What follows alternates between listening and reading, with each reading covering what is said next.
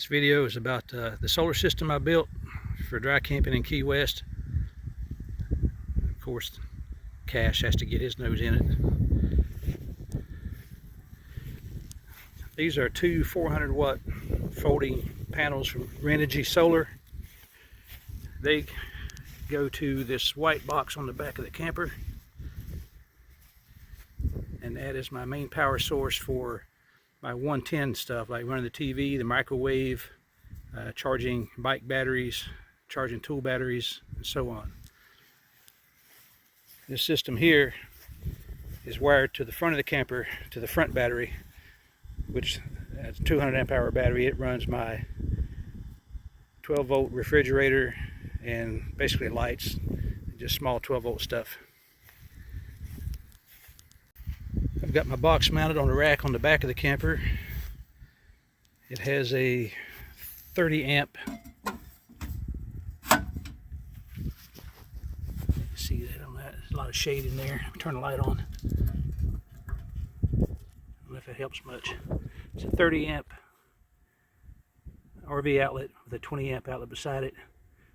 It goes through the Watchdog surge protector, plugs into the back of the camper, supplies 110 power. The solar comes in on this side through the solar gland, and then on each side of the box I have these vents with fans on the inside. This fan draws air out, the one on the other side draws air in to help cool things in the box. It's a hitch mount rack. I used the old brackets from the previous rack and re-welded some angle iron onto them to make these braces to support the ends and the corners. I installed cooler latches to help kind of pull the lid down tight. Of course, I got a hasp with a lock. On the outside of the box here, I have a switch where I can turn it on and read the voltage from the outside. Got two USB ports and a 12 volt outlet here. And over here, I can plug a extension cord onto this, and on the inside, which I'll show in a minute, has the female end. I can plug my 80 amp charger, so if I need to charge off of a wall outlet or a generator, I can charge my battery that way. I'll try to do this. It's hard to look through the phone screen and see what I'm doing while I'm pointing, but the battery is underneath this piece of plywood here, which has stuff mounted on it. And you can see my positive side runs over here through a Class T fuse, 400 amp fuse, goes to a on-off switch, and then goes to a bus bar, which distributes the power over to the inverter and other places it needs to go. Then on the negative side, it goes to a shunt, and then up to the inverter. And then that shunt is connected to this display right here. So the power comes out of the other side of the inverter. There's an on-off switch here, and there's outlets, 3 outlets here, and then down here you will see the hardwire for the 110, which goes through this 10 gauge cable here, goes through the wall, comes out through there, and goes up to my RV outlet.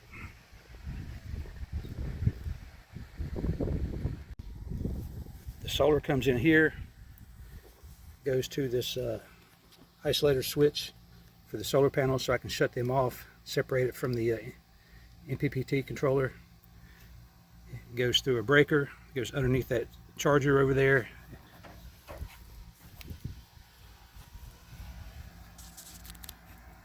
Comes around the wall and up to the bottom of the charge controller here. Then it comes out of the charge controller, and see the black and the red, that's the positive and negative coming out of a breaker from the charge controller. It goes back around, comes back to these bus bars, and back to the battery.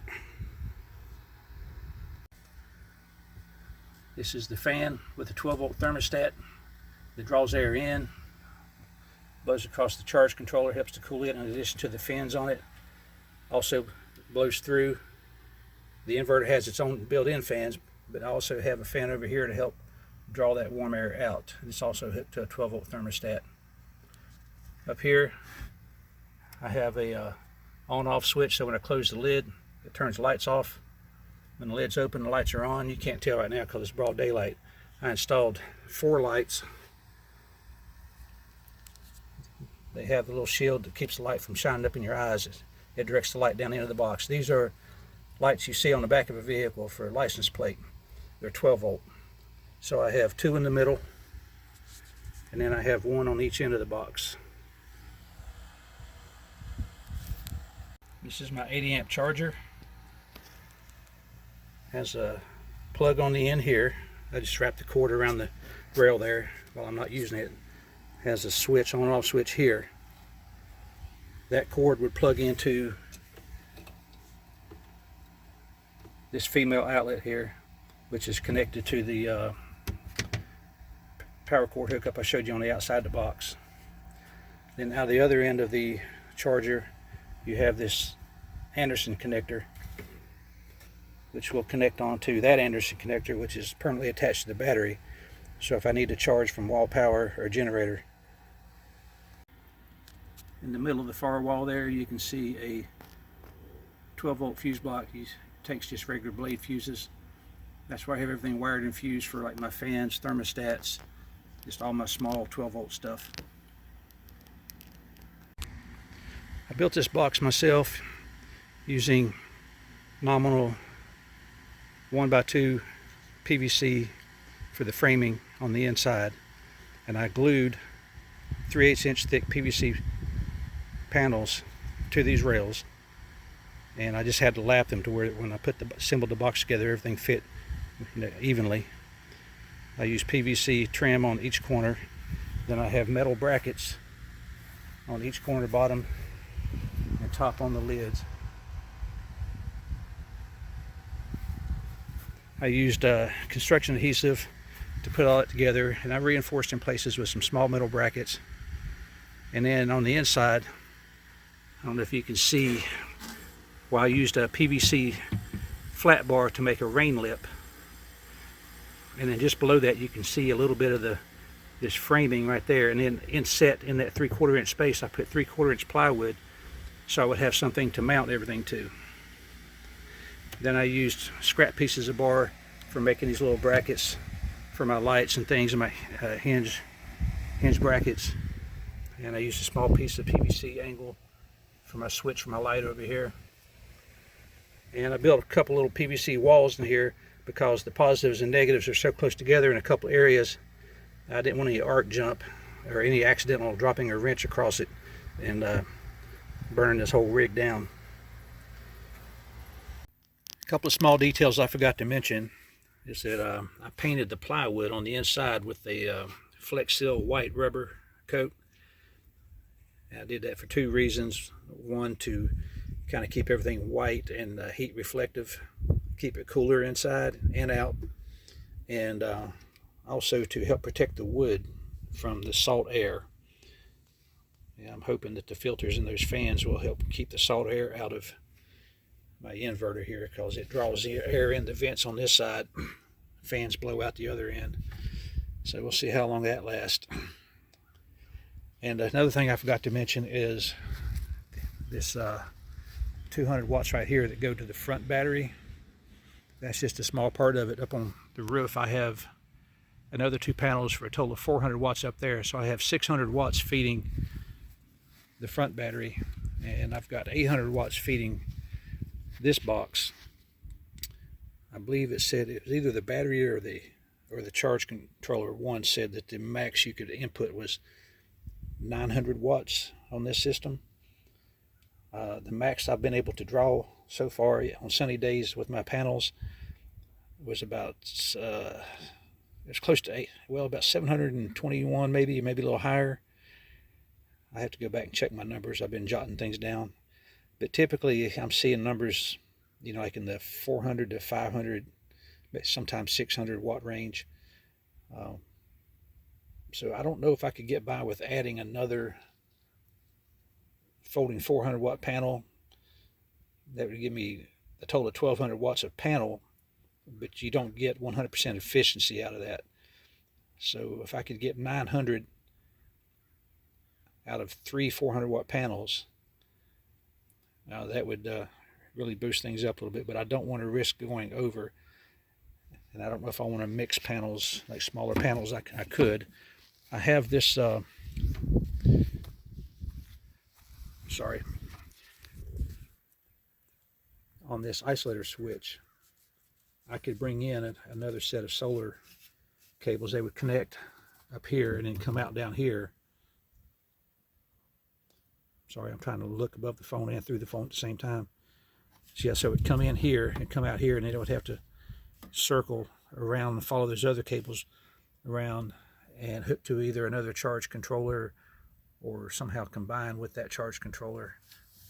I might be able to combine it here at the positive on that breaker. I'm not sure. I'd have to research that. Anyway, I'm rambling now. I just wanted to clarify a couple of things, and to talk about how you can do upgrades and modifications.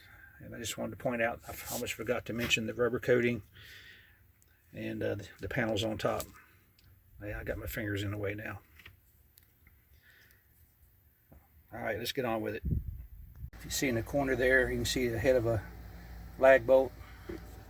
I use 4 of those to bolt this box. I don't know if you can see the other ones, but anyway, there's 4 bolts bolting this box down to the rack. And I also put straps across it to help hold it in place in case something comes loose. Let's see, what else can I tell you about the box? So I put weather stripping around the edges. I used stainless steel gas struts because we'll be in a marine environment down at Key West a lot. I used stainless steel piano hinge for the lid. I didn't put any plywood in the lid. I wanted to keep it light. It's just the PVC panel. One side's smooth and the other side is kind of rough looking like this. That's what gives the outside of the box this textured look. And then I added a piece of black weather stripping between the hinge and the rain rail, just for some extra precaution to keep rain out and to seal things up, maybe keep the dust out. I couldn't put it all the way back on the hinge because it would interfere with the hinge. When I travel, I'll have to take these covers off and probably take some duct tape and plastic and put over this, because these the wind definitely, and bouncing around, will definitely bounce these out. And I found some filters that fit just perfect in there. I just have them kind of taped in place, and that's to kind of help filter the air coming in on both ends. Well, coming in one end and going out the other, and maybe filter some of the salt out of the air. And I think that's about it.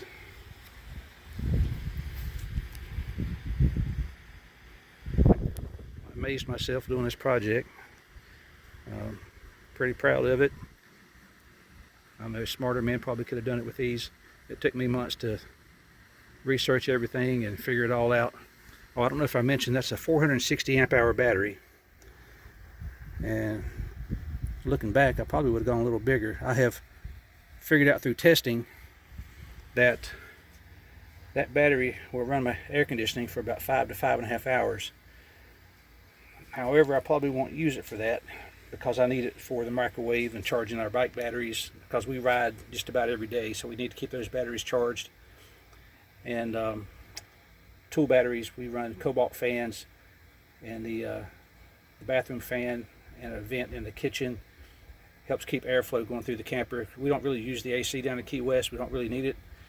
When it starts getting late February and early into March, yeah, I could stand a little AC, but by the end you're kind of used to it. And if I have to run the AC a little bit here and there, I might do it. We'll see how long the batteries last.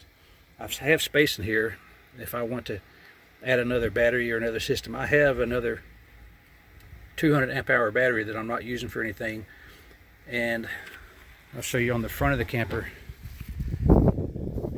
So I don't know if you see the wire running underneath there, but it plugs in right here. Well, the sticker's all worn out, but it says solar on the side, and that feeds into, let me get some slack in that, it's pulling out.